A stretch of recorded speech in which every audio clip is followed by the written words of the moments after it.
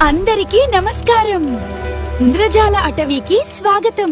పురాతన గడియారం కథ వినడానికి సిద్ధంగా ఉన్నారా? ఒకప్పుడు పచ్చని అడవిలో ఒక చిన్న కుందేలుండేది. దాని పేరు బన్నీ. బన్నీకి ఆడుకోవడమంటే చాలా ఇష్టం. అది ఎప్పుడూ ఆటలతోనే బిజీగా ఉండేది. చదువులు, ఇంటి పనులు అన్నీ వదిలేసి తన మొబైల్ గేములతో, టీవీ చూడ్డంతోనే ఎక్కువ సమయం గడిపేది. సమయం విలువ దానికేమాత్రం తెలిసేది కాదు. ఒకరోజు బన్నీ అడవిలో ఆడుకుంటూ వెళ్తుండగా ఒక పాత భారీ చెట్టు మొదలులో నుంచి ఏదో మెరుస్తున్న కాంతి కనిపించింది.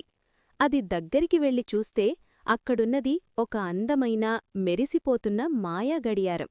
ఆ గడియారం మెరుస్తూ, మనుషుల్లా మాట్లాడుతూ ఇలా అంది: చిట్టి కుందేలు, నువ్వు నిజమైన గొప్ప బహుమతిని పొందాలంటే ముందు ఒక చిక్కు ప్రశ్న, పజిల్ను పరిష్కరించాలి. చిక్కు ప్రశ్న, పజిల్. నువ్వు వాడితే తగ్గిపోతుంది, కాని దాన్ని జాగ్రత్తగా సేవ్ చేస్తే పెరుగుతుంది. అది ఏమిటి? బన్నీ ఆ ప్రశ్న విని చాలా ఆలోచించింది. క్యారెట్లు అననుకుంది. కాని క్యారెట్లు సేవ్ చేస్తే పాడైపోతాయి కదా. బొమ్మలు అననుకుంది. కాని బొమ్మలు సేవ్ చేస్తే పెరగవు కదా. సమాధానం దొరకక బన్నీ తికమకపడింది.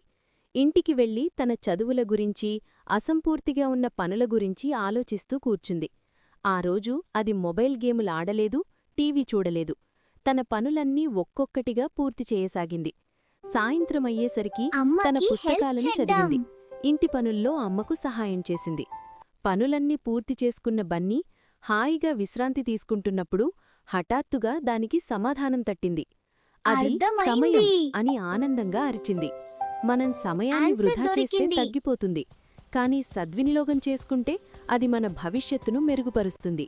వెంటనే అడవిలోకి తిరిగి వెళ్లి మాయా గడియారానికి సమాధానం చెప్పింది. గడియారం మెరుస్తూ సంతోషంగా ఇలా అంది: సమాధానం సరైనది బన్నీ. అది సమయం.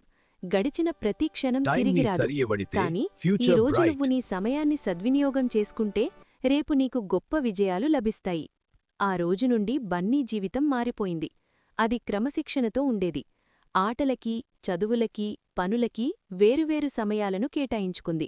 మొబైల్ ఫోన్ను పక్కన పెట్టి తన స్నేహితులతో కలిసి అడవిలో నిజమైన ఆటలాడింది. తను అనుకున్న పనులన్నీ సకాలంలో పూర్తిచేసి అడవిలో అందరికంటే తెలివైన, విజయవంతమైన కుందేలుగా పేరు తెచ్చుకుంది.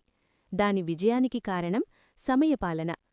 నీతి: పిల్లలు సమయాన్ని వృధా చేయకూడదు. సమయాన్ని సరిగా ఉపయోగిస్తే మన భవిష్యత్తు ప్రకాశవంతంగా ఉంటుంది.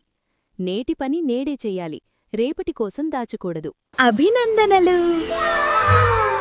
ధన్యవాదాలు.